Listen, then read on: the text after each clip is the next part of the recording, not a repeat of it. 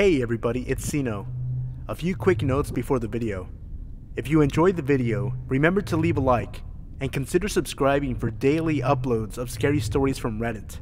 I'm including a link to my playlist featuring videos sorted by popularity in the video description below. And finally, this Sunday, June 4th, I'll be hosting a live stream on my wrestling channel for WWE Extreme Rules, where I'll be doing live commentary and coverage. If you're interested in joining me and checking out the channel, I'll include a link in the video description below. Again, thank you for all the support, and may your wildest nightmares come true.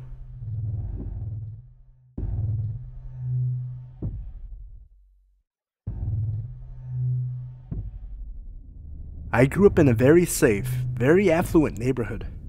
It was unheard of for anyone to lock their cars or houses, and when someone new moved to the neighborhood, it was mere moments before they were welcomed with open arms and open doors. Despite being surrounded by what could be described as one large neighborhood family, my mom was very particular about house rules being followed, one of which was never going out alone. Walking to a friend's house, 3 of us have to go, so 2 could walk home together after dropping you off. It was rare, but occasionally, just 2 of us would be able to sneak out from under her watchful eye and run to the corner store a few blocks down for some candy or soda. One sweltering day during the summer I turned 9. I found myself home alone and restless. I decided to take my sister's cool new 10-speed for a spin around the block a few times. Now, even though I was tall for my age, the bike was still a few inches too big for me. I decided that didn't matter, jumped on, and started pedaling. My first lap around the neighborhood went off without a hitch. Birds were chirping, the sun was shining, and the wind blowing through my curled hair felt wonderful. Second lap around the block, I passed an older, unfamiliar car parked on the side of the road, and the sun reflecting off the huge scrape down the side temporarily shocked my vision into bright blue stripes, which I furiously tried to blink away. The third lap, I saw the car pull off the side of the road heading towards me, and a tiny pit of unease began to grow in my stomach as the driver slowed when he passed me. I chalked it up to being scared of getting caught out alone, and continued on my way.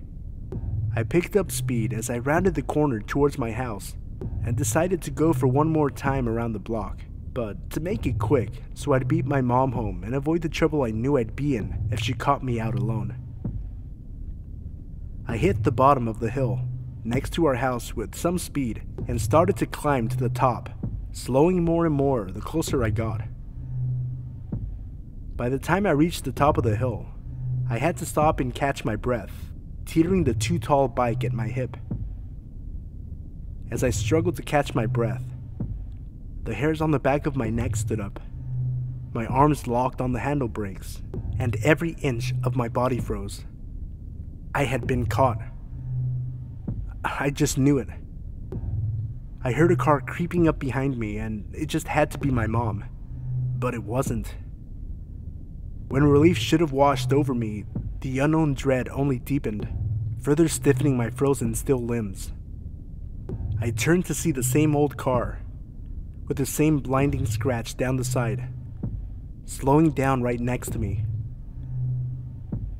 The man stopped the car right next to my bike, on the wrong side of the street, and through his opening driver door, started to ask me if I had seen a stray dog running about, because his had come off the leash and run off.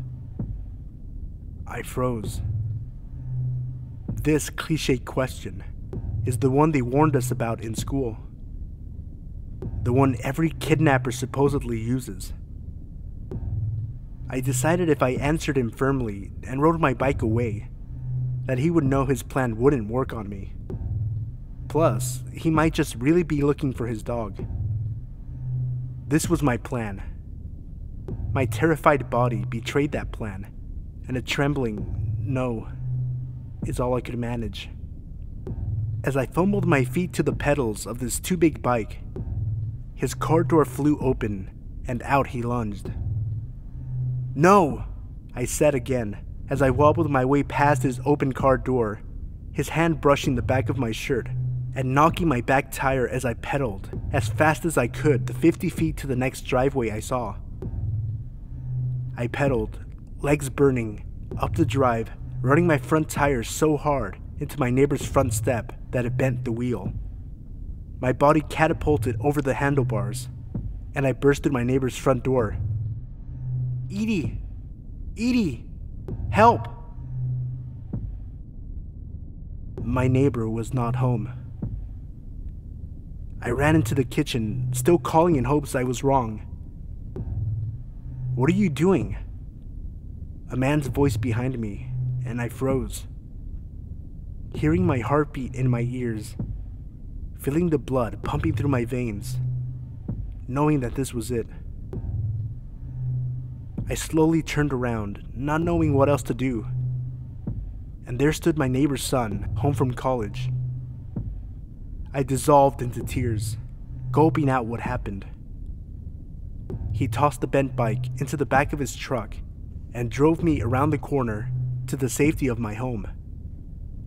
My mom was home and had the look of death in her eyes until she saw my tear-streaked face. The police were called. The neighbors were called. The car had been spotted frantically circling the block the few minutes following our encounter, but he was gone by the time police arrived. To this day, 20 years later, I still have a hard time riding my bike alone. I still get chills when cars slow down next to me. I still wonder if the next girl was as lucky as I.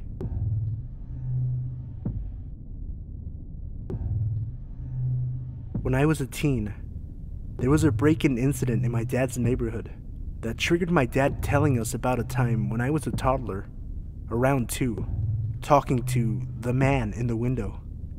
A little scene setting. My room had 2 windows. One window, you could see our backyard and back porch. You could climb out that window onto the porch if you wanted. The other window was around 12 feet or so off the ground and faced our neighbor's house. Earlier on in the day, my dad had been changing out the screens in the windows. As luck would have it, something went awry with the screen in the window facing our neighbor's house. My dad left the screen off and just took the ladder and laid it next to the house, intending on taking care of it later. That night, my mom and dad put me in bed as usual, turned on the baby monitor, and went to their room. A few hours later, they wake up to me talking in my crib. They hear me from the baby monitor. It's not unusual. From the moment I could speak, I have never stopped talking. My mom always said my vernacular and mannerisms were older than my age. My dad called out to settle down, and I replied, "I'm talking to the man in the window." They laughed it off, assuming it was nothing.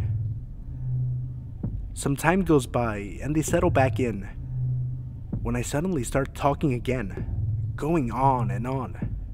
So my dad says again, from across the hall, to quiet down. I was adamant there was a nice man and lady at my window. I said, "The nice man and lady want to take me away with them." My dad went immediately into high alert and came barreling into my room. Our rooms were separated by a dozen feet max. He flips on the light, and as the light comes on, he sees the window facing our neighbors is open. I'm standing in my crib, all smiles, and then he hears the chain link fence. He bolts to the window and sees the ladder set up against the window, and a figure bolting into our neighbor's yard and around the corner. My dad, in his underwear and bare feet, bolted out the door and gave chase. Unfortunately, he never caught them, nor did the police. They were gone by the time my dad reached the point he last saw them. My dad said he didn't sleep for months. After hearing the story that very same night, as a 15-year-old teen, I made my dad help me rearrange my room so I wouldn't have to sleep near that window. Never slept by it again, and technically speaking, it was the safer of the windows to sleep by. It turns out, my being overly talkative likely saved me from being kidnapped out of my room. I told my mom I shared the story. She reminded me that I forgot a pretty vital piece of information. This was around Halloween, and there was a young girl who had been kidnapped, tied up, and murdered just 10 minutes down the road, so tensions were already high. Once my dad realized I was serious about talking to people at the window, all hell broke loose.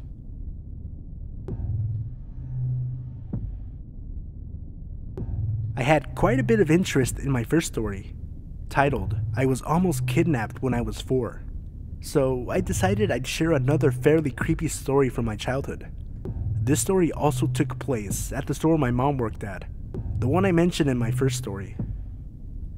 This store is in a national forest and other national forest campgrounds, so it's not too unusual to have some pretty colorful characters come off of the trail or from the campgrounds travel to the store for necessities. Most of the people we would meet were totally harmless and really cool and interesting. Some gave off weird vibes but otherwise didn't bother you, but every once in a while you'd get a real loony, either a hiker or someone staying in the remote campgrounds. This happened when I was probably 8 or 9. It was fall, and there was still a lot of people camping in the area to enjoy the foliage. My mom was working one night when this man walked in, extremely tall and wearing a really nice brown suit. He had glasses and sandy blonde hair. The second he walks in, he puts on the grandiose act, telling everyone in the store how he was from Pennsylvania and was staying at one of the campgrounds in the national forest. He made a point of striking up a conversation with just about everyone in the store, but he especially took interest in women. My mom thought he was pretty weird, him wearing a suit and all while supposedly camping, but she brushed him off as some eccentric out-of-stater. He also kind of gave off a missionary vibe, and in that case, it wouldn't have been too weird for him to wear a suit while camping. That night, he stayed at the store for a good hour and a half. Always on the verge of loitering, but every once in a while, he'd slap a cowtail on the corner and buy that. As it got closer to dark, he finally announced that he was going back to the campground. Mom closed up the store and didn't think much about it.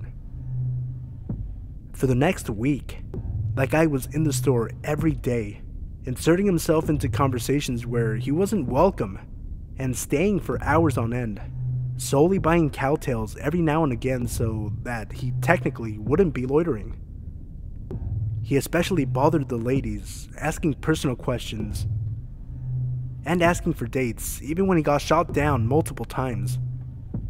He told my mom he was, quote, "just looking for the perfect wife, and hopefully I'll find the one up here. I'm just trying to find the one. I met him once or twice while hanging out with my mom at the store, and to this day, I don't remember his name, and neither does she, so we just dubbed him Pennsylvania Guy." After that week, everyone had finally had enough, and he was really starting to creep people out. So much so that women who were usually regulars would avoid the store if they saw his car there. One night, he was in there doing his usual act when 3 of our area's burliest, most intimidating guys walked in, one after the other. My mom knew this was her chance. While Pennsylvania Guy was distracted, she went to each of the guys and asked them if they'd watch her back while she kicked him out. They readily agreed, so my mom approached the Pennsylvania Guy.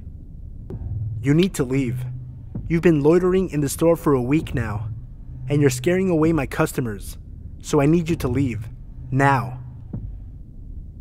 Pennsylvania Guy looked shocked.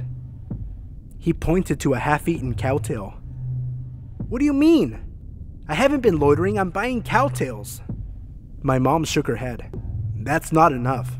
Leave." The 3 guys she asked for help were now standing right behind her, giving Pennsylvania Guy a mean look. He got out of there fast after that. My mom had the day off the next day, so she didn't get to experience Pennsylvania guy's last visit to the store. He came in very agitated and upset, yelling about how he had every right to spend as much time as he wanted there, and he could talk to whoever he pleased. He was so animated that the cashier that day had to call the cops while he was in there. He fled after realizing the cops were called, and we never saw him again.